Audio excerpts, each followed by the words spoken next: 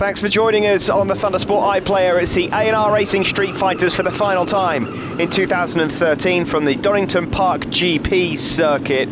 Don't be fooled by the lovely blue skies above. It's very, very windy here today.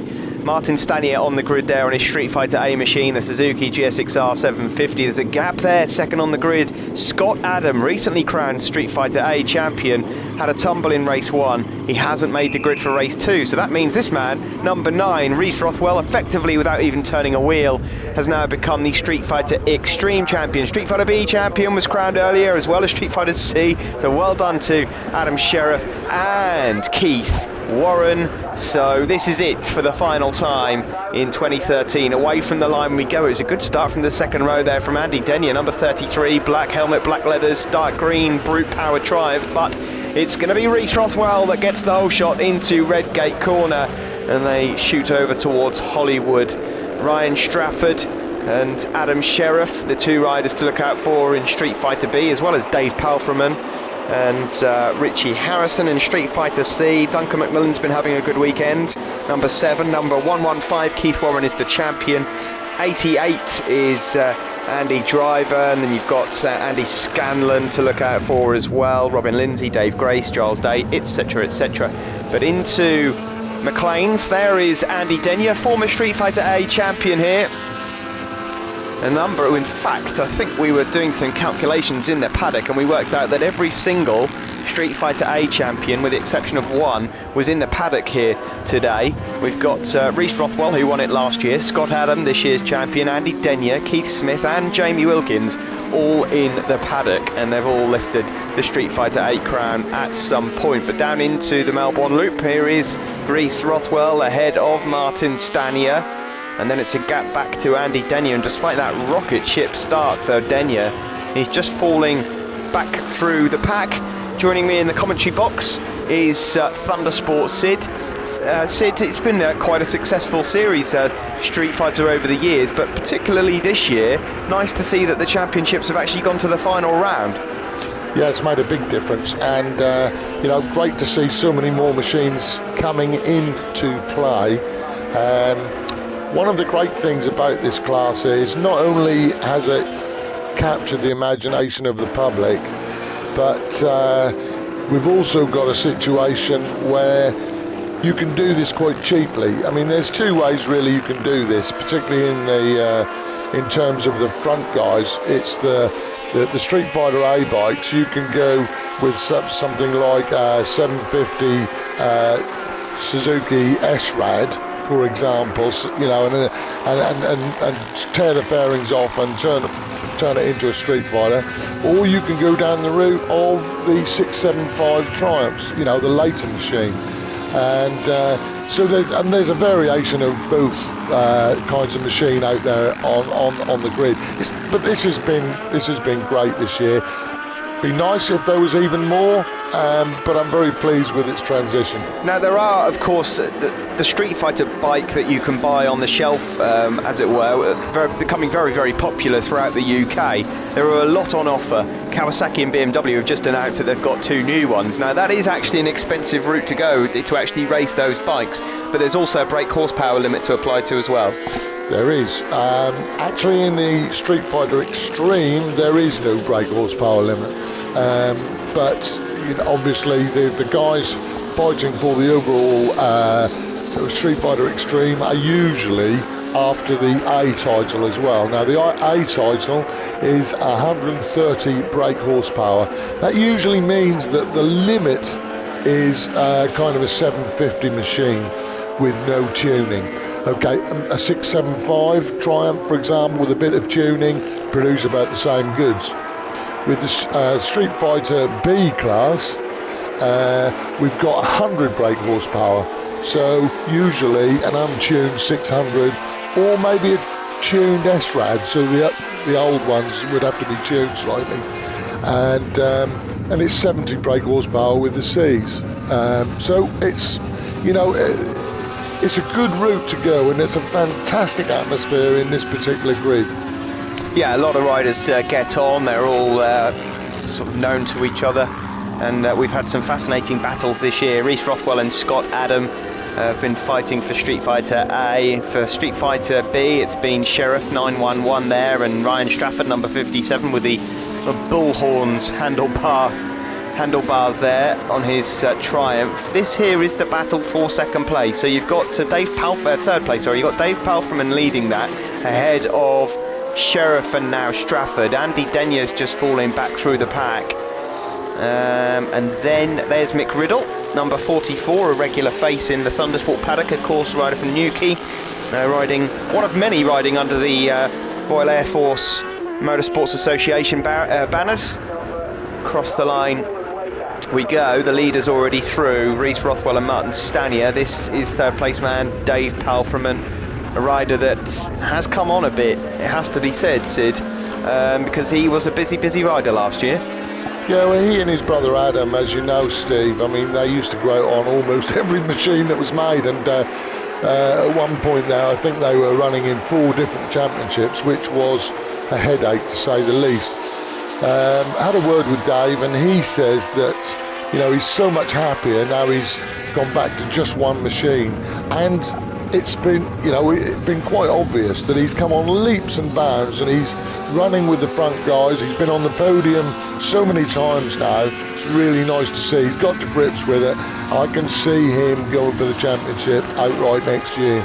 Well, just as you say that, a bit of a commentary curse, because he's just lost a couple of places there. Sheriff and Strafford have gone by. You know, it's funny because Sheriff made a decent move on Dave Palfreman just then, but now Strafford has gone through. You just get the impression that despite the fact Sheriff has won the championship, that Strafford is doing everything here just to make sure that he wins the last race of the season and get a bit of pride back.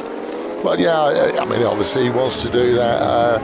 This has been the battle royale between these two guys, Ryan Strafford and Adam Sheriff, and it's seesawed backwards and forwards unbelievably. It's been a real spectacle. They've made it, you know, a fantastic watch.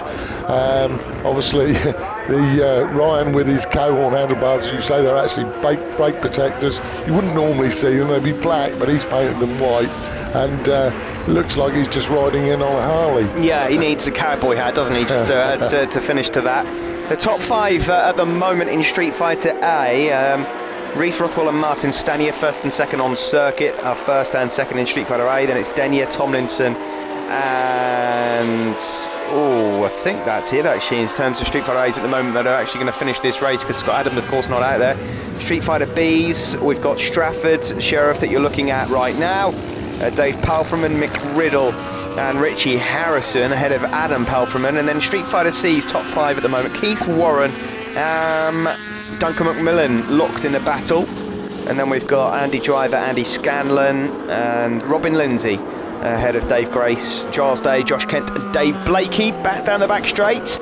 This is now the battle for not only the Street Fighter B win, but third place overall in the race also. There's Mick Riddle, number 44, just going through. But Reese Rothwell so far, he's pulling away from Stanier. He's got about an 8-second lead now. And Sid, he has absolutely obliterated the lap record. The lap record before the start of this weekend stood at a 141.605 by Andrew Plaskett, and he's just put in a 139.290. It's a hell of a lap time from Reese Rothwell. Look at these two fighting though for third overall, and Street Fighter B supremacy getting close and personal. Number 911, the Sheriff, and number 57, Ryan Strafford. Yeah, you know, say always gestating at each other and having a game on circuit. You know, I mean, they really have enjoyed each other's company on circuit. No love lost there, but been absolutely fantastic racing. As it has at the front end with Reese Rothwell and Scott Adam. Yeah, Reese has done a marvellous job this year, as has Scott, of course. It's nice to see Reese actually still defending the championship of the extreme nature. But yeah, I mean, I'm very, very pleased with this. It's gone from strength to strength. Yeah, Rhys Rothwell becomes the first ever Street Fighter champion to defend a crown. No other Thundersport rider has defended a Street Fighter crown. We have had other riders defending crowns. Lee Reevely, the man that I think might just struggle to be beaten in those terms, but hopefully he'll be back. Look at these two though, both Strafford, the 57 and 911, Adam Sheriff. A bit of showboating going on here in the closing stages. Strafford's just having a quick peek over his shoulder just to make sure that it is just the two of them. Dave Palfreman is just about a second or so back, and then Mick Riddle and Andy Denyer. So those guys have got a chance just to fight it out till the end. Further back there's John Tomlinson, number 19, and Richard Harrison, number 48, brother to our inaugural Thundersport 500 champion back in 2009, Jonathan Harrison. And here is the race leader overall, Rhys Rothwell, about to come across to complete the race and pick up a win. Andy Castle here, number 45, about to be lapped. Andy currently 16th overall. And here comes Rhys, 10-second lead he's now got over Martin Stanier, and so he's going to bow out of the 2013 championship with a win and the Street Fighter Extreme Championship and a new lap record. Dave waves the checkered flag, and it is a win for Rhys Rothwell. Sad that he couldn't see out the end of year with a bit of a play with Scott Adam like we've seen so many times this year. Unfortunately, Scott, as I mentioned before, taking a tumble earlier on in race 1. So Rothwell takes the win ahead of Stanier. Strafford does go across the line ahead of Adam Sheriff for the win in Street Fighter Bs. Dave Palfreman in 5th ahead of Mick Riddle, Andy Denyer, John Tomlinson, Harrison and Adam Palfreman in the Street Fighter Cs. Well, Duncan McMillan went AWOL on lap 6 with a lap to go there. It's a shame for him. That means Keith Warren, at least Keith's up there, we get a chat with him. He's just recently been crowned Street Fighter C Championship. These are the extreme points overall. Rothwell, as you can see there, confirmed champion ahead of Scott Adam and Flash Gordon Wright, who's moved on to a 600 in preparation for 2014. Sheriff took 4th place ahead of Strafford, Stanier, Palfreman, Harrison, Mick Riddle and John Tomlinson. So let's catch up with a few of the podium guys. First up, the Street Fighter C champion, Keith Warren. Street Fighter C winner Keith Warren and the C champion. What a great way to end the year with a win. Yeah, with Duncan McMillan, Biggles, and yeah, it's been fantastic with all the lads. Yeah, I really enjoyed it. Yeah, sort of. A brilliant race. Any sponsors to thank? Rock Oil, PDQ, HM Racing, MX Bikes, and my mechanic Sanchez. Well done to you, Keith. Next up, Street Fighter B winner, Ryan Strafford. Street Fighter B winner Ryan Strafford. A really good race, and it's good to see you back up here on the podium after a bit of an unfortunate weekend to start off with. Yeah, I just took a crash in race 1, snapped the subframe on the bike, did a few bits of damage. I have to say thank you to the whole team. They've worked for the last 4 hours, I think it has been, just stripping bits down and bolting things on. We've begged, stealed and borrowed. So I couldn't repay them with anything nicer than a win, and that was all it was going to be. It was either going at the scenery or it was going on up here. So now I have to thank Scott and Chris, obviously my dad, for putting the effort in and getting the bike race ready for me. A really good result. Any sponsors to thank? Yeah, I got to thank Access Drilling, Mike and Shari over in America. Their sponsorship's really helped in the last race. Everybody you can see here, KDC, and everybody that's helped me out this year. It's been an awesome season. I never thought I'd finish second when I entered it, but everybody's dug deep and really helped, so thank you very much. Well done to you, Ryan. Now then, what about the Street Fighter Extreme champion, Rhys Rothwell?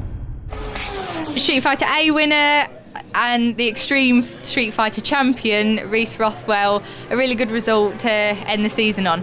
Yeah, it's been a good it was a good race. It's been a good weekend. It's been a good year actually. It's been tough this year. We've had 1 or 2 hiccups with the bike this year.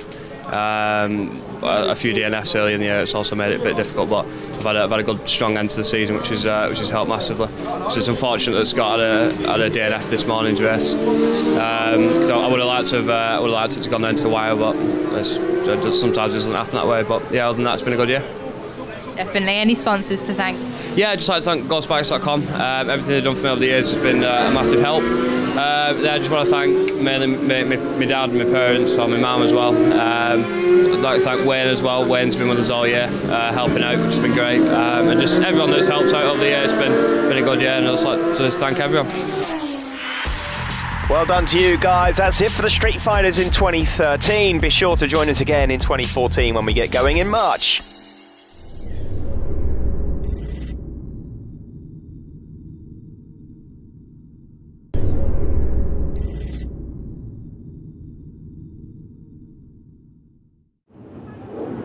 Welcome to the Thundersport iPlayer. The JHS Racing Super Twins, Mini Twins and Formula 400s are on the grid for the last time. Quite windy here today, and we've got David Allingham, the champion, on the grid there on his B-More Aprilia. Dave Butler, who won the Mini Twins, not here. 66 Daniel Freer, just having a quick check in the air. Yes, there are a few raindrops about. Hopefully, we won't get too much of that in this race. A few spaces on the grid. We've had quite a high attrition rate so far, but the lights go out and away we go. Decent start there from David Allingham. He just managed to get away from the line slightly quicker than Daniel Freer. A lot of Aprilia 450s out in this race as well. Good start for Aaron Walker. He's up to third. It's going to be number 11, David Allingham, that just gets it from Daniel Freer. The two, I suppose, the class of the field, these two, Allingham and Daniel Freer. They've been at it all season long. Allingham got the better of Freer in the end, but Daniel has been on good form this weekend so far. I suppose the big question is whether they can cope with the few spots of rain that we're seeing. You can just see a couple on our camera lens there as they exit the old hairpin. Not enough to change the grip levels at this moment in time, but you never know. Further back there is Reece Hutchinson, number 48, being overtaken by number 70, Tom Neve, Mini Twin rider, who's been having a good weekend here. Craig Sherlaw's up in the top 5, as well as Brad Vickers, but a good start for a couple of Aprilia riders, Alex Baker and Sam Wilford. They are just going through the bottom right-hand side of your picture, but it's Daniel Freer that leads from David Allingham, and they're just all pulling away here as they head down towards the Melbourne Loop. Joining me in the commentary box as Allingham moves up into the lead is Thundersport Sid. Looks like David Allingham not quite as bothered in the early stages about the raindrops on the visor compared to Freer. Freer's been around, mind you say that, he's just gone straight back in front of him again. I mean, when I spoke to Dan at the beginning of the season, he was quite surprised that the level of competition with the lads on these RRV 450s, and to be honest, it's took him all year really to get to grips with it, and it looks like he has more or less done now. I mean, I know this is more of a power circuit, and essentially, you know, the 650 has got more power than the 450, but you know, the 450 is much lighter and nimble, and as soon as you get on the twisties, you know, they're back again. Obviously, David Allingham, as you said, has been the class of the field, but certainly Dan Freer's got a point to prove here this weekend, and he wants to do it all again, I think. Yeah, he's looking to do the championship again next year. I very much doubt he'll be racing up against David Allingham though, as there's a bike just being pushed back there in the background. There's a Aprilia 450 of Connor Wheeler that's gone missing on this first lap. Yeah, Freer will be back to play. Allingham is moving on to 600s. Whereabouts on a 600 we don't know yet, but he's been talking to plenty of teams from what I gather.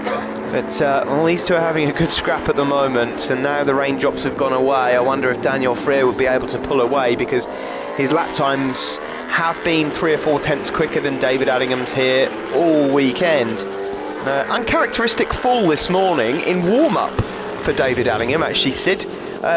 He's not fallen in any race across this championship or the 450s all year, which is a remarkable statistic, but he took a big tumble this morning down into Redgate in warm-up. Yeah, I don't think Dad Eddie was that impressed with that bit, as it happens, you know, right at the last round. But in fairness to him, I mean, like, what a golden season. You know, with a record like that, it's just been unbelievable. So I think he soon forgave him anyway, and they had a kiss and a cuddle. Yeah, I mean, in the 450 championship in particular, 5th place was his worst finish all year. and he won the championship by 284 points. It really is That's remarkable. a wow factor. It is, yeah, he's been fantastic. Although, had Daniel Freer been putting up performances like this all the way through the season, we could have had a different story. But these two pulling away from the rest of the field that include Aaron Walker, Craig Sherlaw, Brad Vickers, Sam Wilford and Alex Baker are actually further up than I thought there. Brad Vickers has fallen back, so it is Wilford and Baker that are still up in the top 5. We lost Julian Enticknap on that last lap. Not sure what happened to him. He's out there on a Suzuki 650. Down into the Melbourne Loop. Daniel Freer desperate to try and pull the pin here and get away from David Allingham, but Allingham certainly on the twisty bits is able to follow his every move. Not quite able to get past just yet. One thing I would like to put out there as we look at David Allingham on his Aprilia RRV 450 GP, in the separate challenge that we have, the Aprilia RRV 450 GP challenge, I can confirm that we will be inviting GP125 bikes and Moto3 machines to join them on that grid in a separate championship, which is the reintroduction to Thundersport GB of GP3.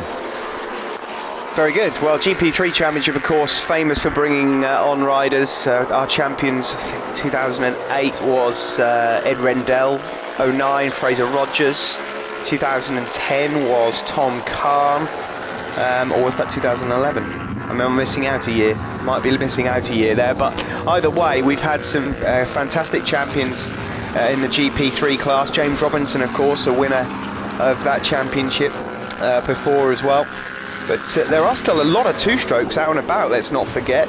They are out there, and it gives certainly riders that race in British Championship and other championships a chance to come to Thundersport rounds and get some more track time, because at the moment, it's not happening. If you think a year's gone by, riders on 125 GP bikes are able to go from this championship to a few BSB rounds as well. Well, at the moment, all they've got is BSB and a few other championships, so it's good for Thundersport to have a few of them back. It does give a few options to other riders that perhaps only like riding on two-strokes and two-strokes only, so those that think the two-stroke era is dead, it's not quite yet. No, I mean, indeed, and the other thing is that, you know, in all honesty, and we like to be honest at Thundersport, you know, it fills up this grid, and this is a very important factor in order to keep entry fees down to a reasonable level. And I'm pleased to also announce that our entry fees have not changed for 2014, again, the same as the inception at 2008. Oh, it sounds like a party political broadcast, that's it, but Sorry. no, fixed rates then. It's fixed rates, yeah. All very good indeed to hear for our Thundersport riders and teams, to hear that, and of course you'd struggle to find the sort of same sort of track time as you get here. Of course, most of these riders, well, especially if you look at some of these 450 riders, they get, what, 8 races a weekend? Yeah. Good value for money. That's good racecraft training, obviously. Absolutely, no, absolutely. Well, at the moment, it's Daniel Freer that leads from David Allingham, Aaron Walker in 3rd place. This is the battle for 4th between Craig Sherlaw, the rider from Aberdeen, on the Kawasaki, Sam Wilford, Alex Baker. The rider on the yellow bike at the background there is Brad Vickers, number 31, as they head down into the Melbourne Loop. Now in the Mini Twins, we seem to have lost Dan Taylor. He's not out there. Adam Price has gone walkies as well. Tom Neve is in 2nd place. Lee Wainwright 3rd. Look who's... Yeah, a certain ex-Super Team rider, Sam Smith. Wow.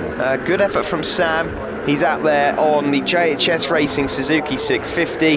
Nice to see Sam. He's had a tough season this year.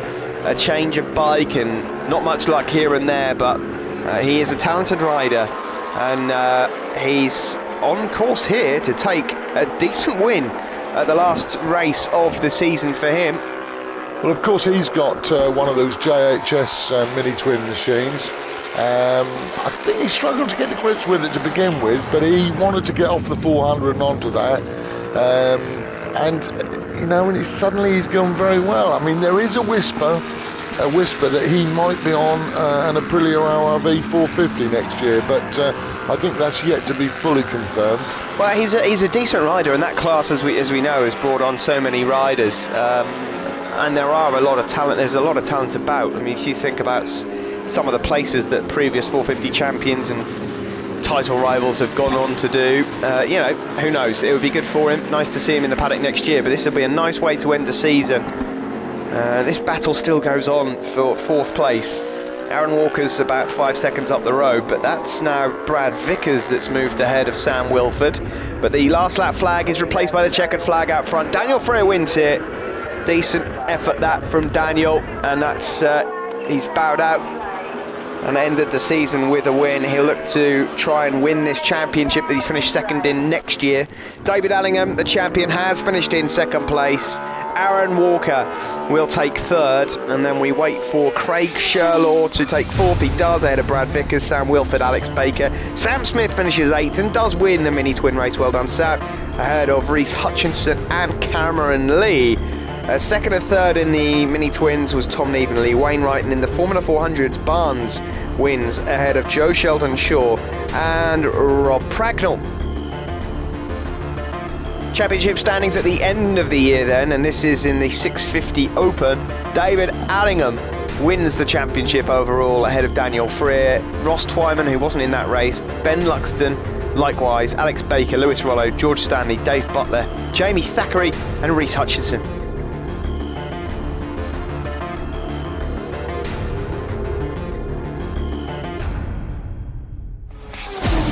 So Lane, let's catch up with mini twin winner there, Sam Smith. Mini twin winner Sam Smith. Sam, it's great to see you back up here. We haven't done in a while, so a good way to end the season. Yeah, it's amazing. Haven't been up here in a while through injuries and stuff like that, so it's great to be back on the top step with a different class. It's been hard to get used to because it's a twin, not a MI4. So yeah, it's been amazing. Just love it. It's amazing. What can we expect to see you on next year? Next year, fingers crossed, same team, same bike, maybe even a super twin, hopefully. Just see how everything goes. Yeah.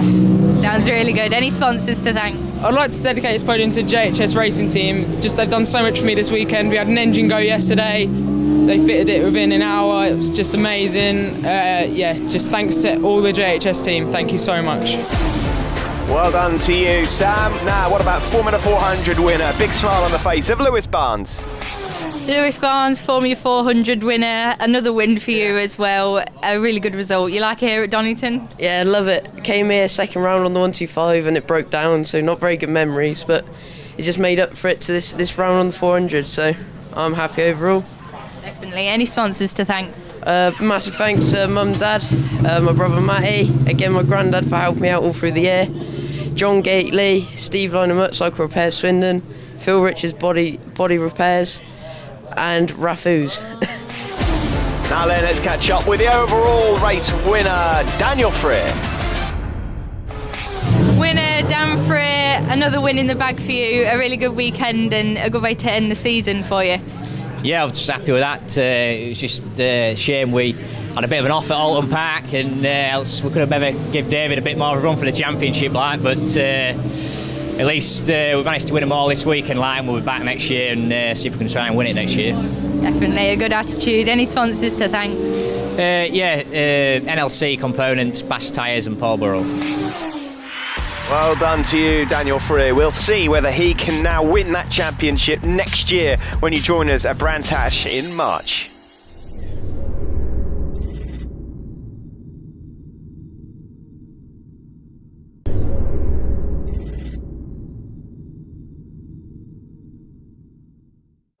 Welcome to the Thundersport iPlayer, and for the final time this year, the Thundersport 500 is brought to you by HMT Racing are on the grid. Now, if you've had a chance to catch race 1 from this morning on Motors TV or even on the iPlayer here, then, well, I'm sure you're hoping for another corker.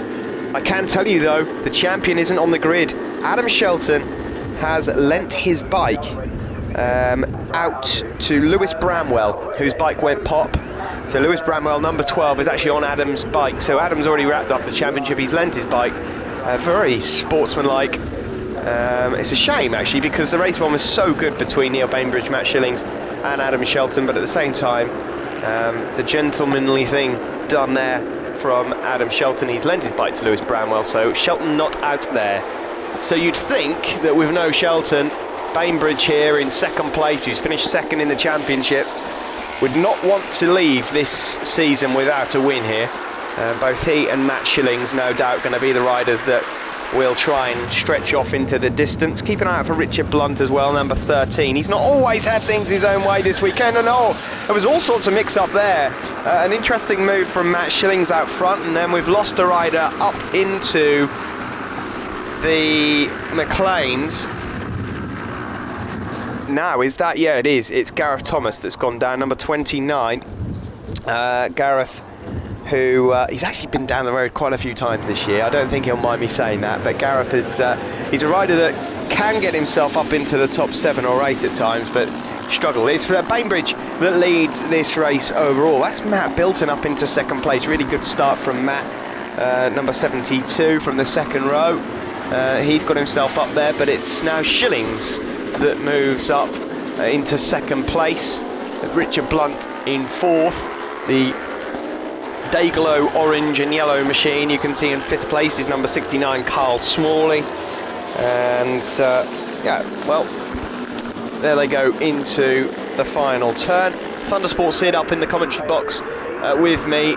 I don't really need to sit here and sing songs and dance about the Thundersport 500 Championship, because it is fantastic, and I think that the racing speaks for itself. But it is a shame that we've not been able to see a final showdown from Adam Shelton. Yeah, it is, isn't it? I mean, he's been class of the field, but you know, Neil Bainbridge has been there the whole time, and you know, there was a bit of me that thought he might go and snatch it somehow. You know, I mean, the problem is with Adam is that he was kind of a win or bin. I mean, and he has done some strange things, and he used to have it hanging out, and he's gone and chucked it in the gravel several times. I mean, he probably should have won it a couple of events ago. Well, I've got to say that were it not for Adam Shelton attending this championship, Neil Bainbridge would have won this by a country mile. He has been regularly throughout the season the second best rider in the championship, and when Adam's not been there, Neil has been up there. You know, to finish first you have to finish. He could have snatched it. It only would have taken one mistake really from Shelton, or a couple maybe, but to have even brought it to this final round, credit to Neil Bainbridge. Nice guy off circuit as well, but he's at the moment in control of this race out front. He is, but I'm very pleased to report the resurgence of Matt Shillings. I mean, he found his confidence, you know, a couple of events back, three events back, and suddenly he believed in himself, and he even believed that he could beat Shelton, and did. And I think that there were some who thought that Shelton couldn't be beaten. Well, Shelton definitely pushes it to the limit. I mean, I've not seen many people get tyres screeching through Hall Bends like Adam Shelton on a Thundersport 500 machine, but yeah, it's been good from both Bainbridge and from Matt Shillings. No sign at the moment in the top 3 or 4 from Rob Morby. He took a fall in race 1, the Seniors Cup champion, but he might just be a bit further back. Oh, he is there, which is good news. So at the moment it's Bainbridge, Shillings, Blunt and Bilton are fighting it out for 3rd and 4th. We've got Carl Smalley up there, Alan Naylor's got a good start, Rob Morby, as I mentioned, Richie Johnson, Adam Horton, Phil Brown, currently 2nd in the Senior Cup, although he's involved in a decent battle with Darren Kay. And there we go, a few spits of rain on the camera lens there. Hopefully that won't affect us, although these Thundersport 500s do run road tyres, Sid. Yeah, they do. They're allowed wets if it's declared a wet race, but I mean, yeah, they're okay. They're on controlled tyres, which are subsidised, I hasten to add. This is the budget class. This is, if you want to go racing as cheap as possible, this is it. This is where to be. We were treated to a magnificent race 1, but I have to say, obviously with TV, You know, it nearly always concentrates on the front sharp end. It's always going to happen. But I have to say, if you come to the events and you watch this racing, and you will see maybe 4, 5 or 6 gaggles all the way down the grid, fantastic battles, and you know, you get people battling, say, for between 28th, 29th and 30th place. I mean, unbelievable. And they all have such a great time. Camaraderie in this class, second to none. Yeah, no, it's a fantastic class since it's been introduced into Thundersport back in 09. Of course, it used to be known as the CB 500 Cup, but it was in a bit of a state before Dave Stewart decided that it needed to come back. And in the first year, we've had some strange championships actually, some real dogfights in the early stages. We had Jonathan Harrison winning the first year. Remember him battling with John Butcher for that championship, and then we had Mark Evans, of course, coming in to win the series. Andy Lawson, a champion of it, so and Sam Cox was fighting for the championship. Shelton made a late claim for a championship one year, but missed a few rounds and crucially couldn't quite get it done. So it's been a great championship. But of course, last year Adam Clark, as a rookie, won the championship, took a few lap records along the way. So I think that kind of emphasises the fact that it's not, a lot of people look at it, it's a budget class. There are a few seniors out there battling elbow to elbow, but it's bringing on a lot of the youngsters as well. There's a confidence builder. It's as simple as that. And you know, when you're going to do it without breaking the bank, I mean, there's some people who'll just simply want to stay in this class because they want to do it as a hobby. There are some who want to use it as a career builder. I mean, not everybody is going to come through the super teens, and then maybe the RRV 450 route. That's a more expensive route. But I mean, if you want to come in later, bingo, this is your game. Now, a quick update on Phil Doody. I couldn't go, I didn't mention him in TV, bless him, but I couldn't go a whole race without mentioning Phil Doody. Phil is out there. He's still wounded, the ribs from the crash at Mallory. No, it's not from a pole dancing accident this time. But he's told me that he's cruising around because he's off on holiday and he didn't want to get injured for his holiday. Well, let's get this right. Let's get your priorities sorted out there, Mr. Doody. Should just mention another name as well. It's her first ever race weekend. Alexander Presley is out there, number 73, racing. So nice to see her out there, another female racing in this championship. Of course, we've got 10 or 11 within Thundersport's ranks, so I hope you've enjoyed yourself, Alexandra. She's out there, number 73. Further up in the Senior Cup, at the moment it's Morby, Brown, Kay, Liddell, Alan Brookbanks and Colin Mooney. But Neil Bainbridge is winning this race overall here. In fact, Matt Shillings. we had a Matt Bainbridge in this class. Matt Shillings in second place overall. Just put in a great lap time of 50.969. That's only 2/10 off Adam Clark's lap record as the leaders come through and into Goddard's, the final turn here at Donington Park. And here we go. It's getting close between these two, but they come across the line here. He's pulled right up on him, hasn't he? Well, he's got one lap to do it. The last lap flag is out. A lap is about to be put on Richard Bloxham. And as the leaders make their way down the start-finish straight, in fact, they're just lapping Phil Doody there. What's going on there, Phil? So Phil Doody's been lapped, and the leaders... He did that to get some TV, Steve. Yeah, more TV time for Phil. There is actually, further up, another Sam Smith in this class. I noticed it halfway through the year and thought, is it the same Sam Smith? No, it's not. No, it's not. Completely different. But who's going to get this one then? Further back, there's number 6, Ian Alkins, just going through.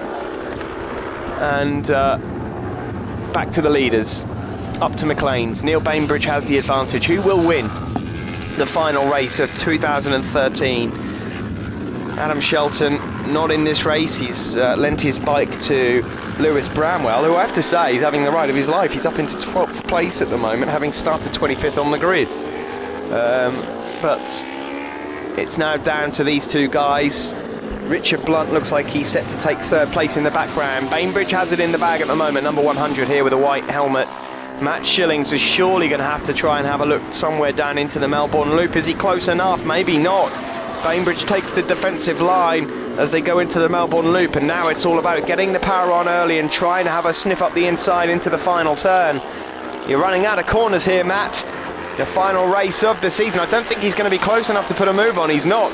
Neil Bainbridge, well, you may have finished second overall in the championship, but you've had a great consistent season and you are going to win the final race of the year. Good effort there from Neil Bainbridge. He takes the win, takes the final 25 points in the season, and second place goes to Matt Shillings. Richard Blunt, nice to have him back on the podium. He finishes in third place ahead of Matt Bilton.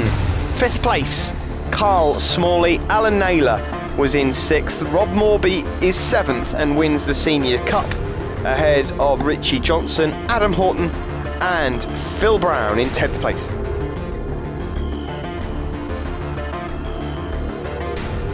Confirmation of the championship standings overall then. Adam Shelton, as we already know, champion of 2013. Well done to you, Adam. Neil Bainbridge second ahead of Matt Shillings. Rob Morby finishes in fourth but is the Senior Cup champion. Blunt takes fifth. Then it's Smalley, Horton, Gareth Thomas, Alan Brookbanks and Richard Johnson.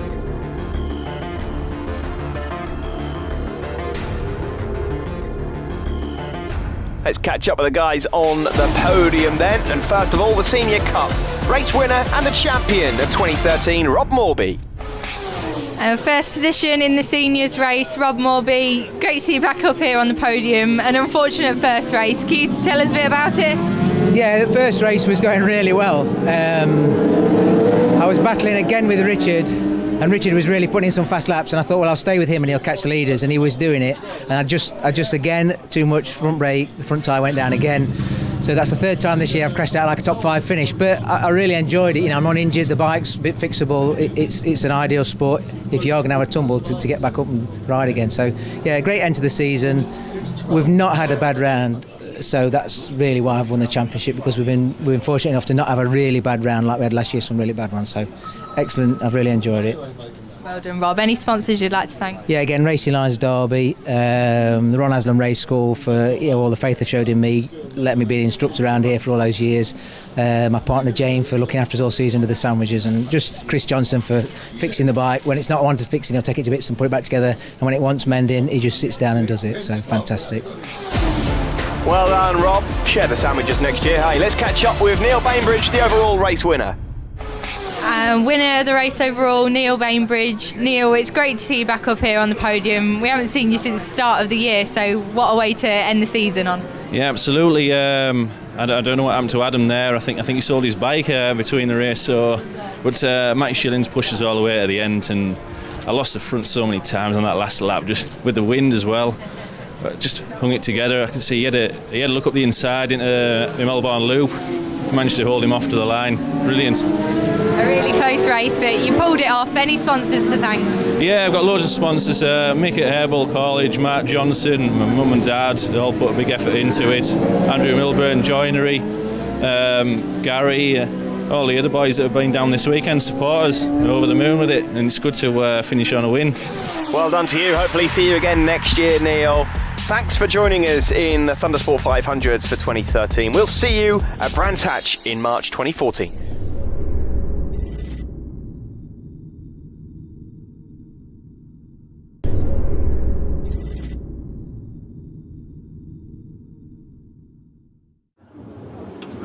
The Moto Dex Pre-National Sports 600s, the final race of the season for these guys. The champion, James Shaw, is not out. Likewise, David Brooke, who finished second overall. There we just saw thumbs up from a newcomer for the year, number 141, Ramon Durrani, our Portuguese rider. Paul Westerdale here, number 94, is on for 4 out of 4. A decent effort for him. On the second row there, a familiar name, not a familiar face, Freddie Sheen, number 71. He's had a couple of podiums already this weekend, his first ever race weekend in the UK, having spent 20 long years over in Australia. He's got some help from some familiar faces on pit wall. Leon Haslam, Alex Lowe, Sam Lowes, but away we go from the line. Good start from Westerdale, good start from Don Gilbert on row 2. Don Gilbert around the outside. Really good effort there from Gilbert, who's gone on to finish 4th in the championship, and Freddie Sheen's gone straight on the outside, and down he goes. Oh, and that could have been so much worse. Hopefully he'll get up and he's okay. But, well, unfortunately, that doesn't work out too well for Freddie Sheen, and he's gone on the outside. Sometimes you can get away with that. Unfortunately, no such luck for Freddie, and he's lost out, and he will not play any further part in this race. So Paul Westerdale's got his nose in front. He's on for 4 out of 4. Don Gilbert is in 2nd place. Would have been interesting, actually, to see James Shaw and David Brooke in action here in this class this weekend, because this has been Paul's best weekend by far. Good start from Josh Hill also, blue and yellow leathers, number 25. He's up there in the top 6. We've got Dean Mulcahy to look out for as well, newcomer that we first saw at Rockingham, and Ramon Girani, as we've already mentioned, through the Foggy S's. Nice clean riding style that from Paul Westerdale as he tries to peel off into the distance, down into the Melbourne Loop. He has the advantage ahead of Don Gilbert. Don went down there yesterday with Josh Hill, so not a bad start at all here. James Shaw, who I mentioned, already champion on the GNS Racing Kawasaki. He's been here this weekend on a 1000cc Superstock bike, but he had a massive crash early this morning, so he's not been able to play any further part. But it's this race: Westerdale, Gilbert, Ramon Girani, apologies Ramon, and then Dean Mulcahy. Thundersport Sid's up in the commentary box with me. Dean Mulcahy really has impressed me since his arrival. He turned up at Rockingham, never seen a race circuit before in his life, and he's been battling at the sharp end in every race. What a star. I think he'd only done track days, and unbelievable really. I mean, I'm stunned by the lad. He's just really done well. I'm so pleased for him. But it goes to prove that this class is just such a raging success. It brings riders on so well. I mean, immediately they get out there, they get tugged along, and before you know where you are, they're wanting to go and compete in the Elite Championship as well. Well, I think that is a very good point, and when you consider at the start of the season, James Shaw, David Brooke, in the Sportsman Elite 600 class, when they first got a chance at doing it, they weren't necessarily fighting for podiums and things like that. It took them a little while to learn their racecraft, but a full season in pre-national, a full season of learning racecraft, getting quicker and quicker, learning how to lap other bikes, overtaking, just generally more track time and more experience. Come the end of the season, and all sorts is going on. Ramon Girani, that was a bit naughty. Our Portuguese newcomer there, just pretty much barging Dean Mulcahy out of the way. Mulcahy doesn't mind, he's come off better out of that one, but bit of an interesting move there from Ramon Girani. Shame for Freddie Sheen to go out so early on in the race, but nice for Thundersport GB to have a name like Freddie here. Of course, it's attracted quite a bit of media over the course of the weekend. Yeah, I mean, it has actually. Considering he was booked in as Josh White, there was a bit of pressure on the lad's shoulders, which is the reason for that. But obviously, with social media, etc., etc., etc., needless to say, it got out. Son of the great Barry Sheen. I'm sure the lad's going to do really, really well. Nice for him to make the debut in the UK here at Thundersport GB. I mean, he signed on with a clubman licence here, so I don't know what he's done in Australia, if he's done anything at all, but that's why he didn't need an orange bib, obviously, because he had a licence. We've got no previous knowledge of his previous race experience, but obviously the ACU do. Dear me. Sorry, Sid, but Ramon Girani's making a few enemies here in his first weekend. He's just absolute. He's got the lines of Davide Giuliano. Look at him, here he goes again. Well, fair play to him, he's having a good go, but... Is it because they drive on the other side of the road? I don't know, but that was an interesting one there from Ramon Girani. Yeah, I mean, it is in a way for Freddie Sheen. He's got unnecessary pressure, of course. I say unnecessary, it's necessary. If you're the son of Barry Sheen and you take to motorcycle racing, of course people are going to mention it and they're going to try and compare. But he is quite a laid-back kid, and he's a nice guy to talk to. I think he's quite level-headed, so I think that he'll be able to cope with it in his own way. And to be fair, Ramon Girani, that has been coming. He's gone straight on there in the gravel at the old hairpin. Bless him. He will get the nickname, if he's with us at the start of next year, of Giuliano, I'm afraid, because they were some wild lanes he's been showing us. That pushes Josh Hill up a bit, though. Josh Hill, a rider that really has improved and has benefited from this championship in 2013. I'm really proud of Josh. He's a lad who's jumped on a 600. I think he found it quite difficult, but he then began to bite off small chunks, and he's not been lightning to start with, but he's been moving ahead all the while. And he makes me laugh because he's got just the loveliest smile, and he reminds me of Tom Sykes. Tom Sykes, absolutely, yeah, the grinner. It is. They do look alike, actually, now you mention that. Yeah, definitely. He's just such a lovely lad, and his dad, nicknamed the Saint, we won't go into that. Mark, he's great. I mean, fantastic family. They've helped many other people. Gideon Thomas, for one, I can remember. But I mean, a great addition to the Thundersport GB paddock. I am so pleased that Josh now has jumped forward so much. Yeah, well, at the moment, he's staring a podium in the face. Paul Westerdale is leading. We've got Dean Mulcahy in second, but Don Gilbert, number 34 there, was just slowing up a bit, and Josh Hill was able to catch up. We actually just saw, your eyes did not deceive you, folks. I actually just saw one of the brake marking boards flying in the distance. That is how windy it is here. I can just confirm to you that they're not made of anything heavier than polystyrene, so they shouldn't be I mean, I still wouldn't want to get hit by one, but don't panic, they're not made of MDF or anything like that. Onto the back straight, it is Paul Westerdale that has been superb this weekend. Just a quick mention for a couple of other riders. Charlie Oakland, she's won the Buff Women's Championship, she's up in the top 10. Ozzie Mady, really impressed with Ozzie. It's his first weekend on a 600, having won the Formula 400 Championship. He's up in the top 5 or 6 at the moment. Adam Revell's having a good time with it, but Ozzie Mady, I tell you what, if he has a stab at this championship next year, championship contender right there. Ozzie Mady, good effort. Up into this final turn though for Paul Westerdale. He's just pulling away, decent lap times as well, into the low 140s. Another lad who's done really well, and again, nice. I mean, our paddock's so full of nice people. I mean, he's just a nice lad, great family, and he's done really well. He has. Well, it was his first ever race win yesterday here, and just like buses, 3 come along, and he's in line for his 4th.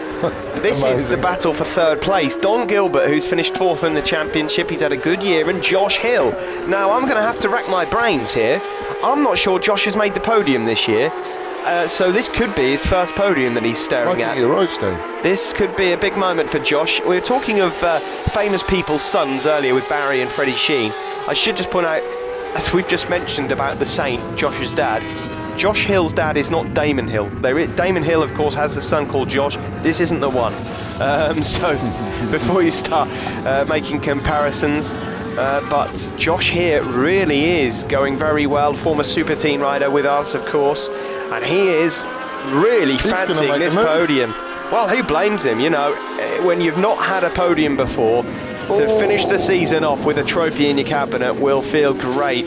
And Josh Hill will be on top of the world. This has been coming, from Josh. He's been on it all weekend. These two guys had a bit of a tangle at this corner yesterday, and it ended with both of them on the deck. So they're keeping well clear of each other through the Melbourne Loop for the time being. The last lap flag is out. Paul Westerdale has dealt with a bundle of back markers. Dean Mulcahy is going inside of one, outside of another. He's in 2nd place there, number 95, orange bib, and he's going to have a look around the outside now into Redgate. Oh, Dean. He's great to watch, is Dean. He's had a big fall this weekend as well, spent hours trying to fix his bike, but he's not going to be able to catch up with Paul Westerdale. He will take second place in this race, all things going well. We're just looking, I've got to say though, Sid, Dean Mulcahy came to us at Rockingham. He's already well inside the top 10 of the championship. That just goes to show what a season he's had at the end. It's a fantastic season for him. He must be delighted as well. Last lap flag is already out, so just under half a lap here for the most perfect weekend.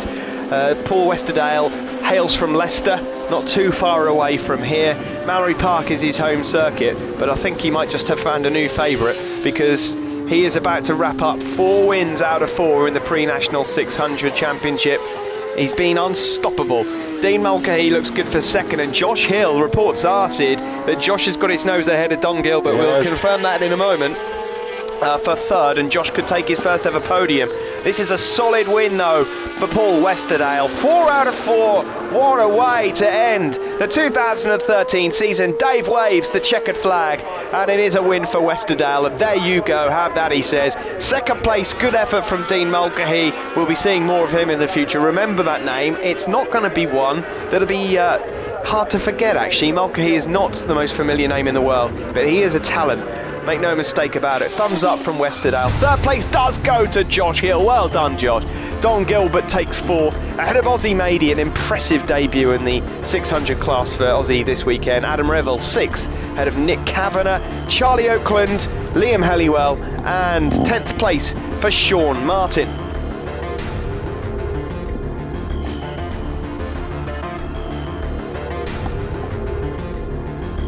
James Shaw, the overall champion, ahead of David Brooke.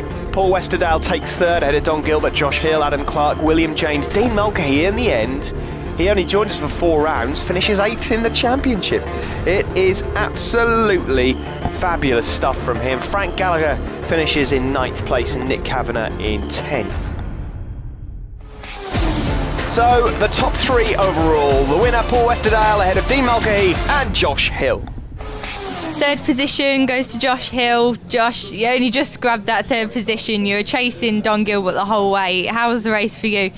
Yeah, pretty good. I had to make a move on Don. I've been waiting for podium all year, and thought it's got to come at last race, win it or bin it sort of thing. And a bit brave move up at McLean's, but yeah, over at Moon for third, yeah, brilliant race, yeah. Good result. Any sponsors to thank? Yeah, Martin from Crossroads Garage, he's here this weekend. JG Newman for my bike, it's beautiful as you see, bright blue. AM Leathers, everyone on my leathers.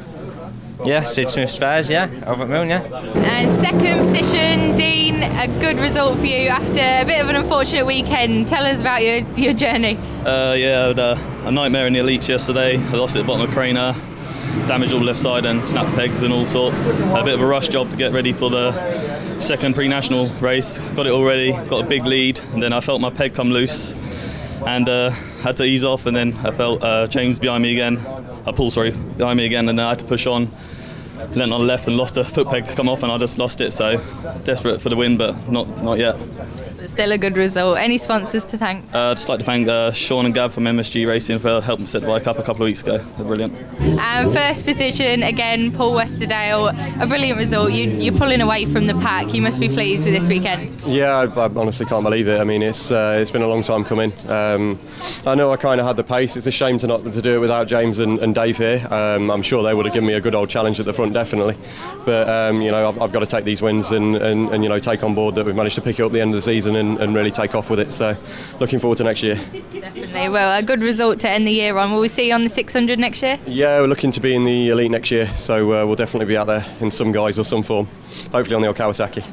Cool. Any sponsors to thank? Yeah, I'd just like to thank Matt's For You, Kabuto Noodles, Mum, Dad, Martin Ingham, Leon G. Cock, Dan Stamper, Sam Middlemas, all the lads that I know that have through racing all the years. Everyone we're sharing a garage with as well. It's been an absolute brilliant year. And big thanks to Adam Clark as well for putting out the pit board for me in that last one. Really helped. Well, that's it for 2013. Where has the season gone? But it's goodbye from me. And it's goodbye from him.